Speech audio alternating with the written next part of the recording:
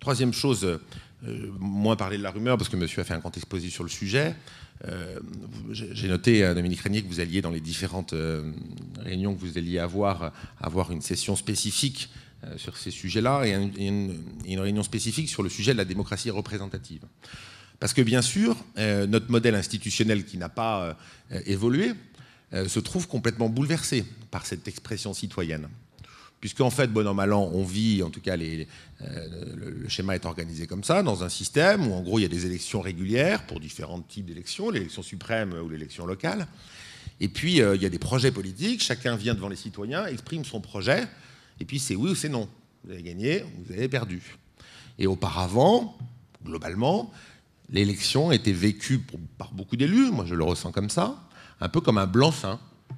Et puis la sanction, c'était la réélection ou le fait d'être battu. C'était ça, le schéma avant.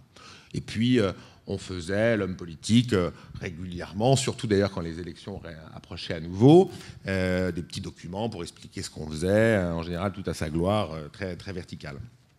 C'est vrai que l'Internet fait qu'aujourd'hui, la relation entre le citoyen et le représentant, elle est hyper aisée, hein.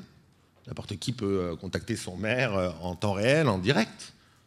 Quelqu'un qui n'est pas content d'un truc le samedi à 16h, il vous envoie un mail, on a tous un BlackBerry ou un iPhone, le maire, il le reçoit en direct sur son iPhone à lui. Donc vous avez une relation directe avec votre représentant. Fait que les Français, et c'est d'ailleurs bien légitime, parce que ce système me paraissait quand même assez singulier, demandent aujourd'hui à être associés, beaucoup plus qu'ils ne l'étaient, au fonctionnement de leur commune, de leur région, de leur département et du pays, et notamment à l'Assemblée nationale au moment du vote des lois. Mais par contre, disons-le, le schéma aujourd'hui, il n'a pas évolué sur un plan juridique. Et on reste encore avec le schéma habituel, c'est-à-dire, attendez, vous nous avez élus sur un projet, les élections c'est dans 3 ans et demi, on essaye de faire les beaux à la télévision pour vous dire qu'on est très bien, mais c'est pas la peine de non plus tout changer. Et les gens qui sont les plus actifs sur le net, donc c'est-à-dire pas tous les Français, mais les gens qui, eux, vivent vraiment à l'heure du web 2.0, clairement, ils ne se reconnaissent plus dans ce modèle de démocratie.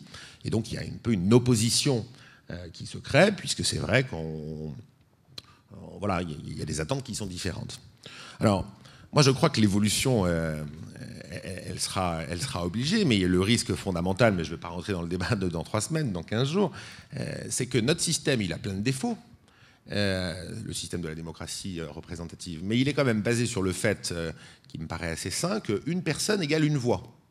C'est-à-dire qu'en gros, vous soyez influent ou pas, que vous soyez beau parleur ou pas, que vous soyez riche ou pauvre, vous avez au regard de votre pays la même influence au moment du choix. Et sur le net, c'est pas vrai.